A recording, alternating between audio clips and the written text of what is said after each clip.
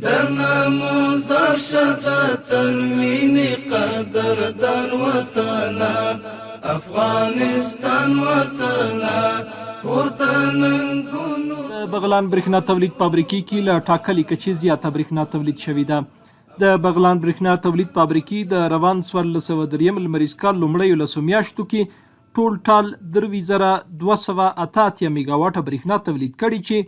ځایي شبکې کې پیرودونکو ته ویشل شوې ده. یادې تولیدي فابریکې کې د تجهیزاتو پر وخت رغونې او اوبو منظم مدیریت سره له ټاکلې کچې 5538 میګاواټه زیاته برېښنا تولید شوې ده،